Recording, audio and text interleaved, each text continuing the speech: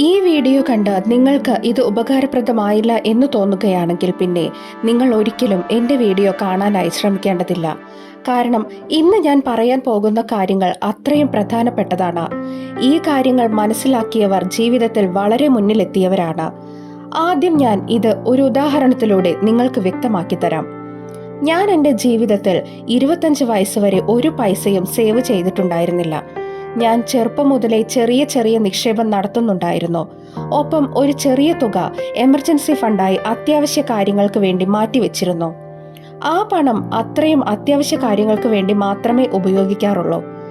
ഇതെല്ലാം ചേർന്ന് എൻ്റെ വരുമാനത്തിന്റെ വെറും 20% മാത്രമേ ഉണ്ടായിരുന്നുള്ളൂ. ഇനി പറയാൻ പോകുന്നത് വളരെ ശ്രദ്ധയോടെ കേൾക്കുക, കാരണം ഇത് നിങ്ങളുടെ ജീവിതം മാറ്റിമറിക്കാനുള്ളതാണ്. ഞാൻ കോളേജ് കാലഘട്ടം മുതൽ കുറച്ചു പൈസ സമ്പാദിച്ചിരുന്നു. അതിന്റെ 10% ഞാൻ എമർജൻസി ഫണ്ടായി മാറ്റിവെക്കുകയുമായിരുന്നു. 10% പൈസ ഞാൻ നിക്ഷേപങ്ങൾക്ക് മാറ്റിവെച്ചു. ബാക്കിയുള്ള 80% പൈസയും ഞാൻ യാത്രകൾക്കും പുതിയ കാര്യങ്ങൾ പഠിക്കാനുമായാണ് നീക്കിവെച്ചത്. ഞാൻ ജോലിയിൽ പോലും ഇതേ രീതിയിലാണ് പിന്തുടരുന്നത്. ഒരു കാര്യം, ജോലി ചെയ്തു തുടങ്ങിയപ്പോൾ പൈസ കൂടുതൽ ലഭിച്ചിരുന്നു. അതിനാൽ തന്നെ എനിക്ക് കൂടുതൽ പുതിയ കാര്യങ്ങൾ പഠിക്കാനും കഴിഞ്ഞു. ഒരുപാട് യാത്രകൾ നടത്താൻ കഴിഞ്ഞു. എന്നാൽ എൻ്റെ കൂട്ടുകാരിൽ പലരും നേരെ തിരിച്ചായിരുന്നു ചെയ്തിരുന്നത്. അവർ അവരുടെ പണത്തെ മുഴുവൻ ബാങ്ക് അക്കൗണ്ടിൽ സേവിങ്സ് ആയി നീക്കിവെച്ചു.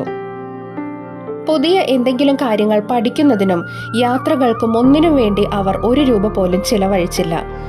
അതിനാൽ തന്നെ 25 വയസ്സാകുമ്പോഴേക്കും അവരുടെ അക്കൗണ്ടിൽ എൻ്റെ കൈവശമുള്ളതിനേക്കാൾ 10 മടങ്ങ് പണമുണ്ടായിരുന്നു.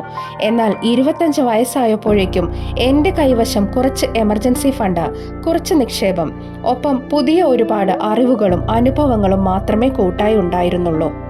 കാരണം 25 വയസ്സാകുമ്പോഴേക്കും പുതിയ കാര്യങ്ങൾ പഠിക്കാനായി, അനുഭവിച്ചറിയാനായി ഒരുപാട് പണം ഞാൻ നഷ്ടപ്പെടുത്തിയിരുന്നു. എന്നാൽ എനിക്ക് നല്ല ബോധ്യമുണ്ടായിരുന്നു ജീവിതത്തിൽ എന്ത് ചെയ്യണമെന്നും അതെങ്ങനെ ചെയ്യണമെന്നും. അതിനാൽ തന്നെ അടുത്ത 2 വർഷത്തിൽ എൻ്റെ വരുമാനം എന്നത് എൻ്റെ കൂട്ടുകാരുടെ സേവിങ്സിനേക്കാൾ എത്രയോ മുകളിലെത്തി. ഞാൻ ഇതിലൂടെ നിങ്ങളോട് പറയാൻ ഉദ്ദേശിക്കുന്നത് ഒന്നേയുള്ളൂ: പണത്തെ സേവ് ചെയ്തു വെക്കുന്നതിൽ ഒരിക്കലും ഫോക്കസ് ചെയ്യാതിരിക്കുക. പകരം ആ പണത്തെ നിങ്ങളുടെ കഴിവുകൾ വികസിപ്പിക്കുവാനും പുതിയ അറിവുകൾ നേടാനും ഉപയോഗിക്കുക. അങ്ങനെ ചെയ്താൽ നിങ്ങൾ ചിന്തിക്കുന്നതിനേക്കാൾ 10 മടങ്ങ് പണം നിങ്ങളെ തേടിയെത്തും. ഓർമ്മ വയ്ക്കുക, ബാങ്ക് അക്കൗണ്ടിൽ പണം സേവ് ചെയ്തു വെച്ചുകൊണ്ട് ഈ ലോകത്ത് ഒരാളും കോടീശ്വരന്മാരായിട്ടില്ല.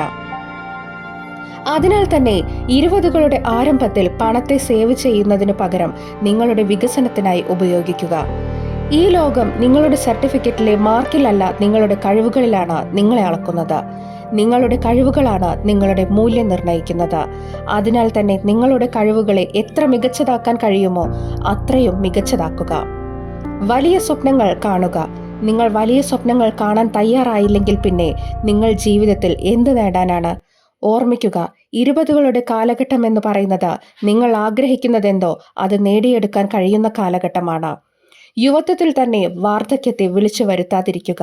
വലിയതായി ചിന്തിക്കുക, വലിയ കാര്യങ്ങൾ ചെയ്യുക. വലിയ നേട്ടങ്ങൾ നിങ്ങളെ കാത്തിരിക്കുന്നുണ്ട്.